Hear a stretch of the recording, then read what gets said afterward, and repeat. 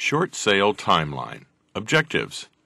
The objectives of this chapter are to use time effectively, have the right time expectations, and properly time short sale actions. Short sale timeline. Let's start with the benchmarks common to the foreclosure process in all states. This is the date of default, which is the day when the homeowner stops paying. This is the collections stage. The creditors are trying to get the homeowner to get current. Presently, the homeowner is in default, but not yet in foreclosure. The default information is not public record. With institutional creditors, the collections stage typically lasts 3 to 4 months. Private loans are a lot faster. Sometimes collections can last as long as a year. This is the date of the recording and mailing of the notice of default. Here is when the foreclosure process begins. Now the property is in pre-foreclosure or in foreclosure.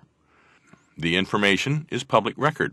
The length of the pre-foreclosure stage is different in every state. This is the foreclosure sale date. Shortly before that is the last day to cure the default. After this moment, the creditor is no longer obligated to accept a reinstatement, but they usually do. The best time to connect with a homeowner is as soon as possible. It is even better if the relationship is established prior to the recording of the NOD. This is when most of the competition arrives. The best time to obtain the commitment from the homeowner is as soon as possible. This means signed documents. For an investor, the commitment is a purchase and sale agreement. For an agent, the commitment is a listing agreement. If there is a buyer, that is even better. As soon as possible, it is important to open an escrow if there is a buyer, or at least obtain an encumbrance report or a copy of the recorded documents. As soon as possible, it is important to connect with all the secured parties. This is everyone shown on the title report. This is when the negotiations start. At this point, the transaction enters into what will be called the short sale negotiations period. The length of these negotiations varies greatly. It can be fast, but with most banks, it can take a long time. That is why it is important to start as early as possible and be fast. Sooner or later, in the short sale negotiation, an established sales price is approved by all the parties. This will be reflected in the settlement letter. This is the creditor's offer to settle the debt. The settlement letter has the purchase price, is approved by all parties, and has an expiration date. All this is reflected in the HUD-1 settlement statement. The transaction will close based on this information. This leads the short sale into the closing period. It is important to negotiate and counteroffer to have as much time to close as possible. The more time to close, the better. The closing period ends the date of the settlement letter expiration date. For the purpose of education, we are going to call the period prior to the settlement letter the exit strategy development period. This is the moment to arrange how to get paid. This subject is covered in a later chapter. The key to this moment is to start creating as many options as possible. There needs to be plenty of fallback positions. This is when to start obtaining commitments and gauging options, not later. Exit strategies. Which exit strategy to use depends on a specific situation. Agent exit strategy development. Have offers with backups. Start getting the loans pre-approved. Investor exit strategy development. Have funding options with backups. Once the settlement is approved, the transaction needs to start closing. We are going to call the period after the settlement letter the exit strategy execution period.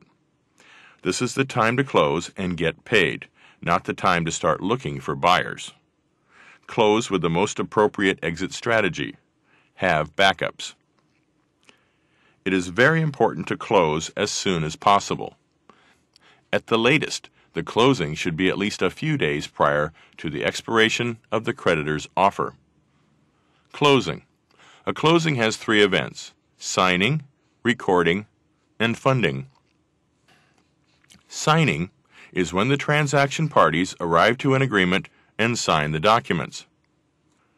Recording is when the signed documents get recorded at the county or relevant jurisdiction. Funding is when the funds get distributed.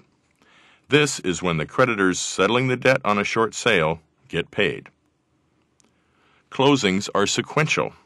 First, the parties agree and sign. Then the escrow service funds and records simultaneously. For practical purposes, creditors only care about funding. It is important to close early enough to record on time. It is not always possible to fund the same day as the signing day. Do not risk late funding. If the signing is too close to the settlement expiration date, the funding may arrive too late.